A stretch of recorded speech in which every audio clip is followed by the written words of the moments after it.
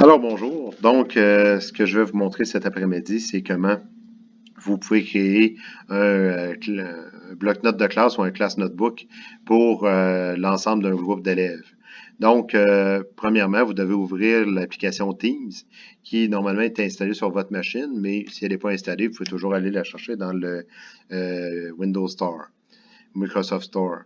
Ensuite, vous voyez dans votre Teams, vous avez déjà des équipes qui ont été créées, comme par exemple l'École secondaire de Jacques Cazot, et vous en avez d'autres qui ont été créées automatiquement. Donc, tout ce qui commence, comme ici, par 247, qui se trouve être le code de l'école, et après ça, vous avez la matière et le numéro du groupe.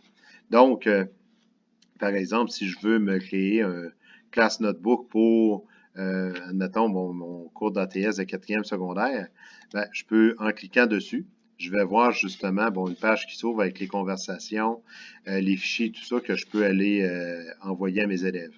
Donc, tous les élèves qui sont là-dedans, c'est tous les élèves qui apparaissent déjà à l'intérieur de GPI. Maintenant, si je veux créer un class notebook, ce que je dois faire, je dois venir cliquer ici sur bloc-notes de classe. Donc, en cliquant là-dessus, je vais me retrouver avec une nouvelle page et cette nouvelle page-là va vous permettre justement de configurer le bloc-notes de la classe. Donc, on clique ici. Le bloc-notes de la classe, ben, ça comprend trois éléments. Donc, vous avez un espace de collaboration qui peut vous permettre de justement partager du document, puis des documents et que les élèves vont pouvoir aussi aller modifier certains éléments dans ces documents-là. Vous avez la bibliothèque de contenu où l'enseignant peut aller déposer des documents, mais les élèves, eux, ne pourront pas modifier ces documents-là. Donc, ça peut être intéressant, par exemple, pour mettre vos documents d'un cours en particulier, puis là, à ce moment-là, les élèves peuvent aller voir les documents suite à votre cours. Et vous avez le bloc-notes d'étudiants. Donc, ça, c'est la partie que vous allez définir pour chacun de vos étudiants. Donc, c'est un endroit où ce que vous allez retrouver des sections que vous allez définir dans quelques instants et que les élèves vont par la suite pouvoir aller mettre des documents là-dedans et que vous aussi, vous allez pouvoir aller verser des documents à l'intérieur de ces sections-là. Donc, ici, bien, configuration des sections privées. Donc, chacun des élèves va avoir ces sections-là qui vont apparaître dans son notebook. Donc, comme moi ici, bien, ce que je veux avoir pour mes élèves de applications technologiques et scientifiques, ben, c'est d'avoir justement les 4 univers que je vais voir durant l'année. Donc, à ce moment-là, ben, je vais écrire mes univers, donc technologie. Ensuite,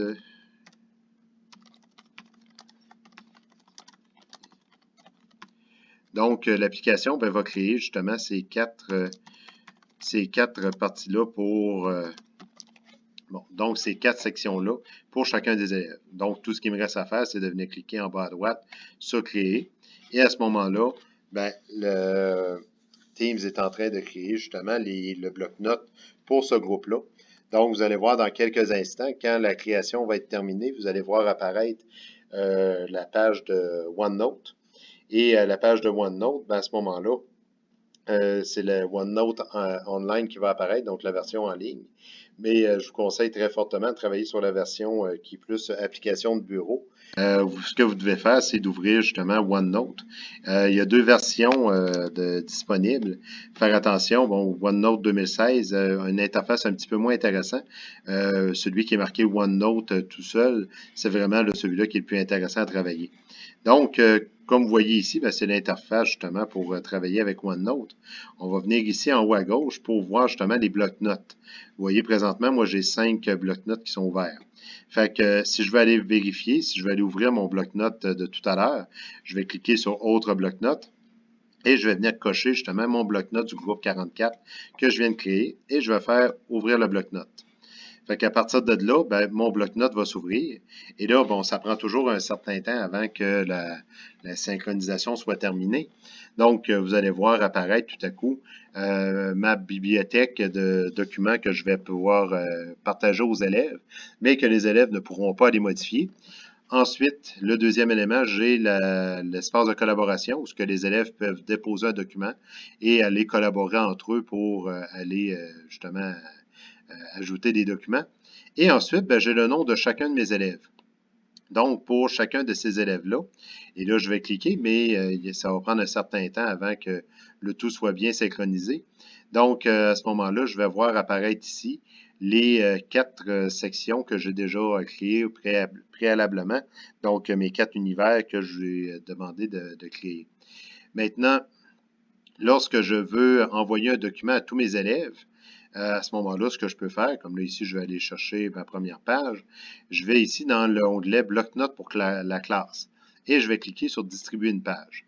Donc, à partir de là, du côté droit, on va avoir cette page-là qui va s'ouvrir et on va me demander dans quelle section je vais aller le placer.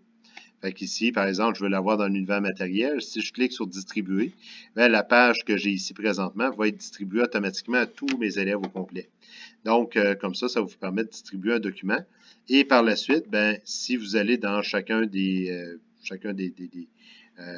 sous chacun des noms d'élèves, ben, à ce moment-là, vous allez avoir le document pour chacun de ces élèves-là. Donc, ça peut vous permettre de valider, ben, est-ce que les élèves ont rempli le document, est-ce qu'ils ont bien répondu aux questions et tout ça. Ensuite, je peux aussi distribuer une section au complet. Si des fois, je commence un nouveau module puis je veux vraiment distribuer tout en même temps, ben à ce moment-là, je peux faire justement distribution d'une nouvelle section au complet. Et il y a d'autres petits, ce seraient des outils qui sont dans cette barre-là aussi, que vous pourrez explorer au fil des semaines. Très important, dire à vos élèves, lorsque, par exemple, vous distribuez dans une section en particulier, bien, ne pas changer. Comme là, ici, vous avez, pour Alexandre Morin, un univers matériel. Bien, si lui vient modifier ce nom-là, bien, à ce moment-là, le document que vous allez partager ne se retrouvera pas là, parce que, justement, il est allé modifier ce nom-là. Donc, c'est quelque chose à faire, à demander aux élèves de faire attention. Donc, c'est tout pour la création des groupes sur Class Notebook.